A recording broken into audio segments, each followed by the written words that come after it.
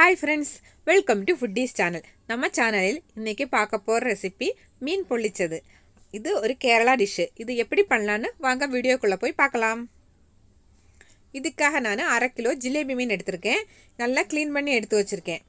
இத ஒரு கத்தியால இந்த மாதிரி கீறி விட்டுக்கலாம்.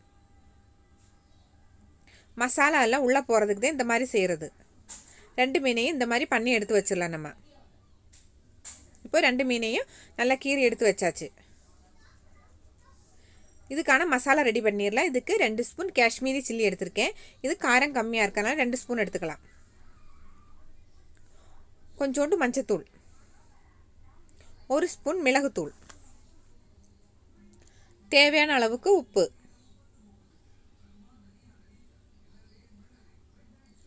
இது எல்லாத்தையும் கொஞ்சோண்டு ஆயில் சேர்த்து மிக்ஸ் பண்ணிரலாம்.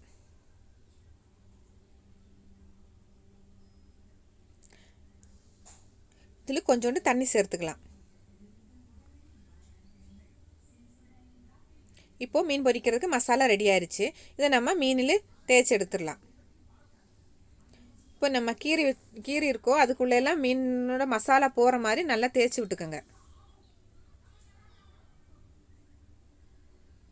ரெண்டு பக்கமும் திருப்பி நல்லா தேய்ச்சி விட்டு எடுத்து வச்சிடலாம். ரெண்டு மீனுக்குமே நம்ம மசாலா எல்லாம் தடவியாச்சு. இதை எண்ணெயில் போட்டு பொரிச்சு எடுத்துடலாம். ஒரு சட்டியில் எண்ணெய் ஊற்றி அதில் நம்ம பொரிச்சு எடுத்துடலாம்.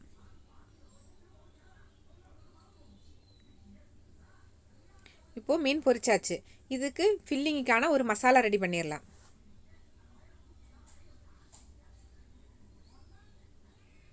ஒரு பேன் அடுப்பில் வச்சு அதில் கொஞ்சம் ஆயில் ஊற்றிக்கலாம். 2 பெரிய வெங்காயம் சின்னதாக நறுக்கி வச்சுருக்கேன், அதையும் சேர்த்துக்கலாம். கொஞ்சோண்டு கறிவேப்பிலை, தேவையான அளவுக்கு உப்பு, எல்லாத்தையும் போட்டு நல்லா வெங்காயம் எல்லாத்தையும் நல்லா வதக்கிடலாம்.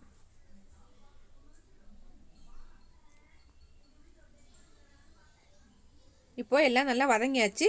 சின்னதாக நறுக்குனா இஞ்சி, கொஞ்சம் பூடு, 2 பச்சை மிளகா, தக்காளி எல்லாத்தையும் நல்லா மிக்ஸ் பண்ணி எடுத்துடலாம்.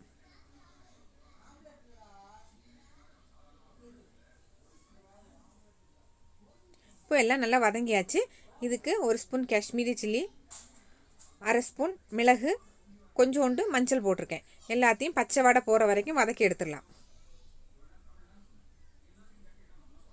இப்போ மசாலா ரெடி ஆயிடுச்சு. அடுத்து நம்ம ஒரு வாழையில எடுத்திருக்கேன். இதை அடுப்பில் வச்சு வாட்டி எடுத்துடலாம். மீன் வைக்கும்போது வச்சு நம்ம மடிக்கும்போது கிளியாமல் இருக்கிறதுக்கு தான் இந்த மாதிரி பண்ணுறது. அடுத்து நம்ம செஞ்சு வச்சுருக்கிற மசாலா ஃபஸ்ட்டு இலையில் வச்சுக்கலாம். இதுக்கு மேலே நம்ம பொரிச்சு வச்சுருக்கிற மீன் வைக்கணும். இந்த மாதிரி மீனை இதுக்கு மேலே வச்சுட்டு இதுக்கு மேலே மசாலா வச்சு ஃபில் பண்ணிடலாம். நல்லா ஃபுல்லாக கவர் ஆன மாதிரி ஃபில் பண்ணிக்கலாம்.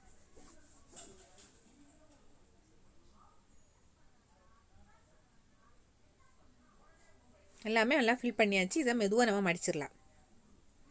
2 பக்கமும் நல்லா மடித்து விட்டு நம்ம இதை எடுத்துடலாம். இந்த மாதிரி ஒரு வாழை நார் வச்சு நம்ம கெட்டிடலாம்.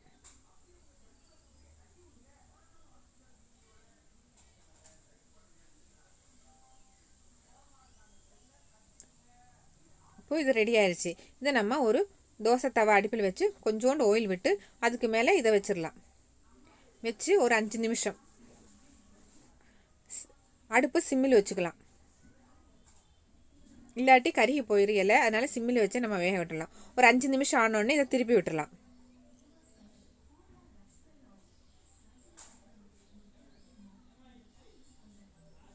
அவ்வளோதான், நம்ம மீன் பொள்ளிச்சது ரெடி ஆயிடுச்சு.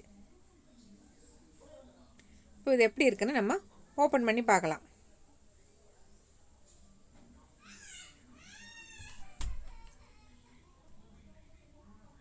நல்ல வாழை இலையில் நம்ம செஞ்சதுனால அந்த வாழை இலையோட ஸ்மெல்லு, அந்த மீன் மசாலா எல்லாமே நல்ல சூப்பரான ஒரு டிஷ் இது. நீங்கள் கண்டிப்பாக இதை வீட்டில் செஞ்சு பார்த்துட்டு எப்படி இருக்குன்னு எனக்கு சொல்லுங்கள். ரொம்ப வித்தியாசமான ஒரு டேஸ்ட்டோடு இருக்கும். இது